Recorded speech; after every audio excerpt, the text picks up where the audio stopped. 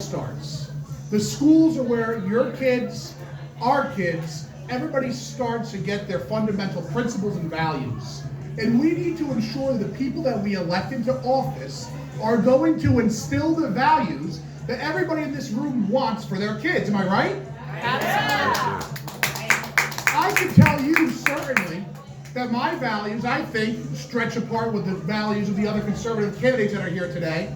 We want to make sure that our kids get a quality education that's focused on Americanism, focused on being patriotic, focused on the right things, focused on academics. We don't want to worry about all the different things and the social issues that we see the left side of the argument constantly trying to bring into our school buildings. It's just not appropriate.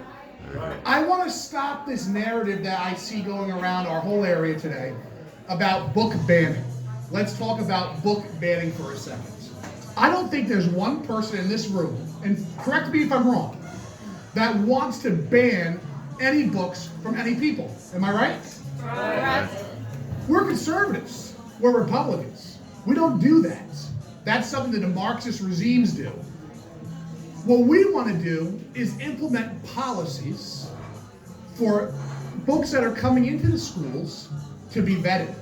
The whole state of Florida was able to accomplish this. Why can't we accomplish this in Delaware Valley? That's right. I want to make sure that we don't continue to raise taxes. Just recently, there was an over 3% tax raise in the Delaware Valley School District. Right now, our school board is poised to do that again. Are we right now on a runaway train of tax raises at the maximum state allowance every year? It seems like it to me. And we need to put a stop to it. Folks moved into this area because of low taxes. They didn't move into this area because of high taxes. That's why they got out of New York and New Jersey, Orange County, and New York City. They came here for our low taxes. And not only that, there's a lot of retirees coming into our area who simply can't afford to get hit in the wallet yet again. And I'm going to tell you, I'm sure my candidates would agree, that we're going to prevent that from happening and fight against unnecessary tax raises. Currently, the DV school budget is $93 million and change. That's a rate of 117.23 mils, I believe, that's being taxed against all of you today. We can't afford to let that go up. Our elected officials have to work on the budget. They have to use the money that they have gotten and make things work. There's times that tough decisions have to be made. We can't always just cave and bring in new programs if that means it's going to hurt the pockets of the public. Because the public, you guys don't deserve that. Right. Ultimately, all the candidates I think that I'm running with, our slate, are here for the right purposes. People are trying to say that we're politicizing a school board. We're not. We're trying to make sure that parents have a say in their child's education, that parents are involved in their child's education, that parents can dictate what their kid learns. We want to make sure that when there's a problem with the lesson plan that happens in your school, that you can fix it. We want to make sure that if we have a problem with the curriculum, we don't have to submit a right to know request or have to fill out a curriculum information form just to be turned around and said, we'll look at that next November. If there's a problem now, let's solve it now. Let's not wait another 8 months. There's a lot wrong, and we need to fix it. We need to work together. We need to bring together all of our voices and bring it to the voting booths and vote for us. Vote for Teresa Brown. Vote for Doran Smith. Vote for Joel Maceros. Vote for Joe Washington. Vote for me. Because it's your kids on this line. It's your kids' education on the line. It's your pocketbooks on the line. It's your home values on the line. It's our way of life on the line. Yeah. I thank everybody for coming tonight. Thank you. Thank you. I'm now going to introduce, well, actually, let's do this first. I want to open this up to a question and answer session for all the candidates, for the public that are here today, to be able to raise their hands and ask questions that all of our candidates that are here can answer. So does anybody have any questions they'd like to ask today? Ma'am?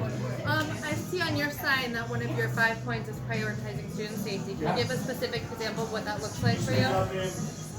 Absolutely. So her question was, on my sign behind us, it says that one of my priorities is to prioritize student safety, and she's asked me to expand on some points of what that means.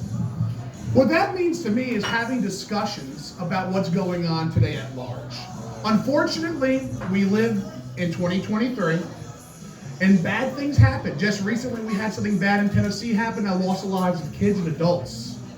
We need to be prepared for that. The argument that the current school board is using is they just decided to hire 3 more school police officers into our district. Let me tell you something. As a graduate of DV, if a shooter comes into the building in what's called the R pod, and our police officers are down in the C wing, those police officers are going to take at least 2 to 3 minutes, maybe 5, running full speed to get to that R pod. We can't have that. We need to implement safer entrances. There should be bulletproof glass in those entrances. Statistically, these shooters that are coming into these buildings are shooting at the entranceway and taking out their first target there and moving on from there. So let's fortify that entranceway. Let's have the controversial discussion about metal detectors. I know a lot of people don't like them, but guess what? We're in 2023, and we should have a pro and con discussion about it. That's an important thing. Let's talk about drug issues that are currently happening in DV. The expulsion rate is higher than it's ever been. Why? Because of drug issues. We need to talk about why we need to have more drug education. There's no drug education right now in the high school level, and that's where you get this. That's where you get approached to buy drugs or use drugs in 8th and 9th grade. Let's have a curriculum which there already exists. It's called LEAD, and they're doing it currently in the elementary levels. Officer Moglia was just recognized as a top LEAD instructor, I think the #1 in the state of Pennsylvania. I'd like to congratulate him for that. We need to expand on that curriculum, and that curriculum is available from K to 12 currently. We also need to talk about other issues. Something that was brought to my attention today, circling back to the metal detector situation, DV Middle School just had an incident where 2 kids brought in knives to fight with. That's a problem. We need to avoid those issues. So that's what prioritize student safety means to me. Do you want the other candidates to answer that question? I was just asking about the sign, really. Can we have all the candidates up there and maybe Absolutely. have them pop in whenever? However they'd like to do That would it. be awesome. Thank you. As I mentioned a little while ago, I worked at a community college in Arizona for 25 years. And every time a shooting or an incident occurs, there's this big blow up of, oh, what are we gonna do? You know, and everybody's freaking out, and then they wanna ban guns, and they wanna enforce these laws and do all these things that are not gonna change, and none of the solutions they come up with are gonna make any difference for what the situation that just occurred would do. One of the impossibilities that I saw when I was at the college was, you know, I was in Arizona, you know, a lot of concealed carry in Arizona, and even more so than here. And there's a lot of people that I knew who are very responsible gun owners, very responsible concealed carry owners, and they were all for, you know, let's arm some of the teachers, not force teachers to be armed if they don't want to be armed, but let's talk about this. And just as what Carl said, you know, let's talk about these tough issues. And right away, you have these people come out and they're like, no, we can't do that. And teachers, and I'm like, hey, I'm a teacher too, and guess what?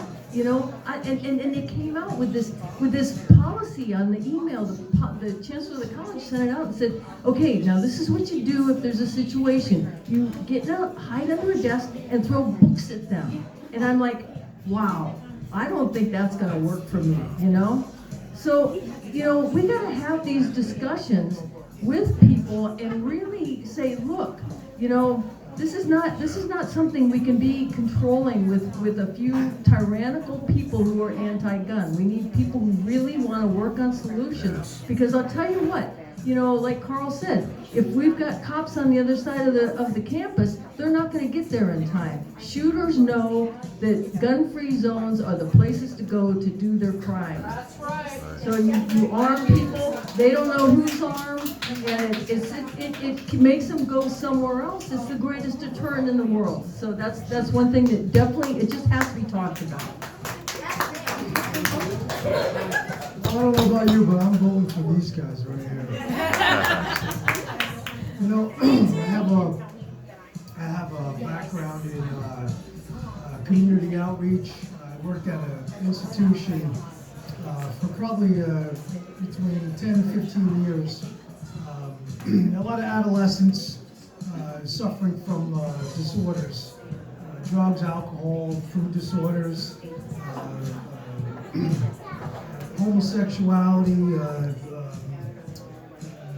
all kinds of dysfunctions. And you know, we got down to, these are all symptoms of deeper problems. And the problem is lack of education, for one. It can be a deterrent, but also having the hard discussions about what's causing these things, what can be corrected, you know, what void needs to be filled. You know, we take Bibles out of school, and what are we replacing it with? Vapes and sex and all kinds of crazy agenda. And it's no coincidence that that's happening. You take the Ten Commandments off the wall, and there's no set of rules, there's no guidelines, there's no spiritual guidelines. You know, and listen, we're a free country. You can practice the faith that you want to practice, but the fundamental idea of God, of a higher power, is going to be the thing that saves the kids from getting into the trouble that they're getting into. You know, knowing that there's consequences to these actions. And you know, we got to find a way to introduce that, to bring that back to the school system, because all this corruption and nonsense, it's just a disease. It's cancer that's running through our society right now. It's on a downward spiral. And what we can do in a small area here is a lot. You know, we can do a lot. We can set a precedent. We can set standards for our kids. Thanks.